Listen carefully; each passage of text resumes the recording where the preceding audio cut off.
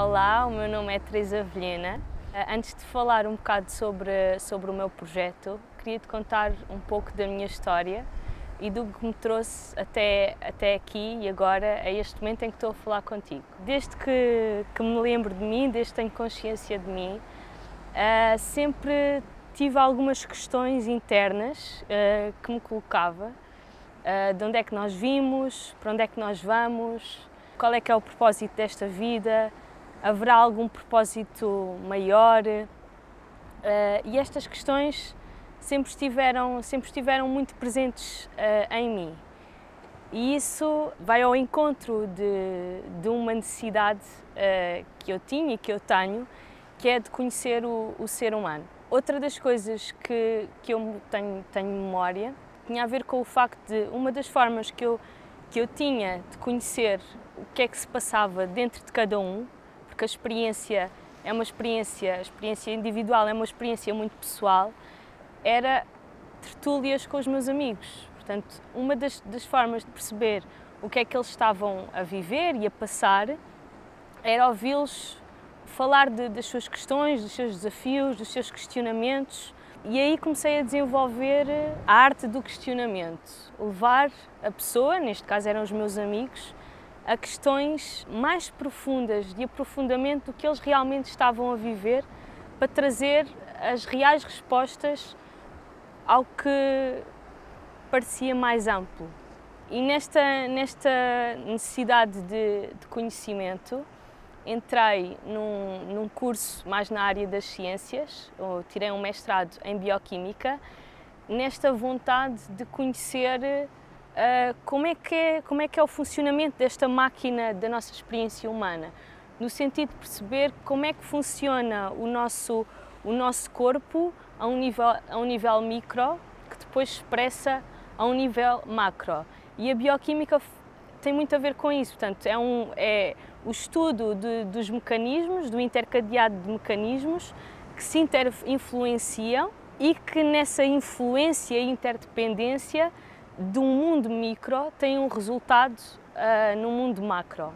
E isso sempre me fascinou, procurar encontrar esse conhecimento. Quando terminei o mestrado em bioquímica, o mundo académico é um mundo mais de introversão e eu sempre tive necessidade da relação e do contacto com o outro e da comunicação.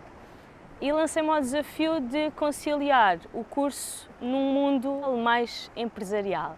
Tive algumas experiências no mundo empresarial. A última que tive, considero que foi uma bênção na minha vida. Portanto, o último desafio empresarial que eu aceitei foi numa multinacional ligada à genética, onde trabalhei no departamento de comunicação e consultoria. Ou seja, mais uma vez aqui, eu fazia a ponte entre o interior e o exterior, entre o interior da empresa, o que se passava interiormente, e depois a relação com o cliente.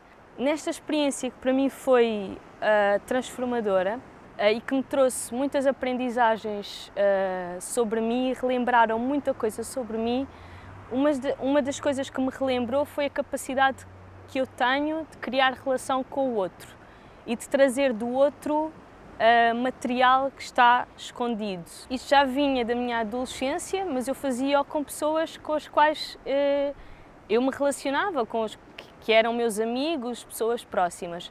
Mas perceber que eu tinha a mesma capacidade de o fazer com pessoas com as quais não tinha qualquer tipo de relação, com estranhos, foi revelador para mim. O que eu trago também dessa experiência, eu tinha uma vida confortável, mas havia um questionamento interno, havia uma vozinha interior que me colocava sempre a questão: mas é isto que tu queres fazer? É isto mesmo que é o teu caminho? Esta voz interior que me questionava em relação ao percurso profissional que eu estava a ter foi cada vez sendo mais forte e mais forte. No entanto, eu fui ignorando esta voz interior. No entanto, há outra voz que é mais forte, que é a voz do nosso corpo, que é um enorme professor que nós temos.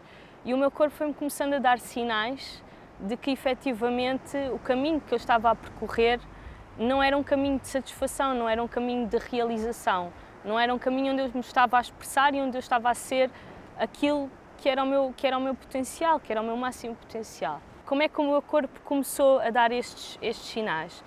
Comecei a ter crises de ansiedade que despoltaram mais tarde em ataques de pânico, e aqui foi mesmo um momento de revelação para mim. Eu sempre me tinha visto como uma pessoa forte, como uma pessoa com coragem, e ver-me de repente naquela situação, a enfrentar aqueles desafios, abalou completamente todo o meu mundo e toda a ideia que eu tinha acerca de mim. Eu considero que foi uma bênção, porque isso levou-me a um enorme trabalho de aprofundamento, de desenvolvimento pessoal, de encontro da minha força interior e das minhas próprias respostas. Para além dessa aprendizagem, comecei também a estudar, a investigar, e devido à minha base mais científica, comecei-me a perceber efetivamente da dinâmica que existe entre o corpo e a mente. O meu corpo estava a dar sinais de que a minha mente não estava saudável. A minha mente, como a aranha que que tece uma teia, tinha criado uma história, uma rede de pensamentos onde eu estava enredada, que eram tóxicos para mim e que provocavam sequelas a nível do meu corpo. E assim como é a aranha que tece a teia, onde nós depois ficamos enredados nos nossos pensamentos, na nossa própria história individual, também é a aranha, a mente, que tem a capacidade de nos tirar desse lugar. Então, uma das minhas grandes aprendizagens nesses momentos foi efetivamente começar a perceber como é que a mente funciona, tornar-me observadora da minha própria experiência individual e perceber como é que a mente influencia o corpo, porque a mente só existe como expressão de uma experiência corporal, portanto, eles são um só. Mente e corpo não existem de forma separada. E assim como nos processos bioquímicos, em que nós temos vias metabólicas interligadas e interdependentes, com relações diretas e inversas, a mente e o corpo também funcionam dessa forma. Portanto, nós temos estados mentais que afetam estados fisiológicos, mas depois também temos estados fisiológicos e posturas corporais e a respiração que influenciam a forma como nós pensamos e os nossos estados mentais. Outra das grandes aprendizagens deste processo foi também a percepção da força interior que eu tenho. Em momentos de desafio e de superação, nós apercebemos da capacidade que temos de recrutar a nossa força interior. E nesses momentos eu acedi a uma força interna da qual eu não tinha conhecimento que existia dentro de mim.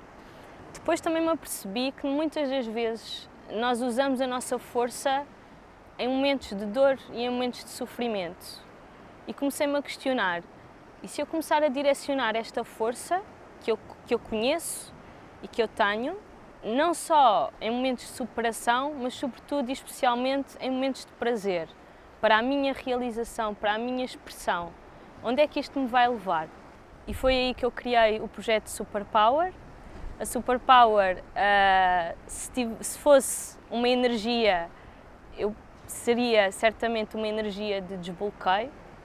É uma energia de desbloqueio de força, é uma energia de desbloqueio de poder e isso, consequentemente, é uma energia de desbloqueio de vida. Há uma citação que traduz muito bem a base do trabalho da Superpower e o seu ADN. No fundo de cada homem residem poderes adormecidos, poderes que ele jamais sonhou existir, forças que revolucionariam a sua vida se despertadas e postas em ação.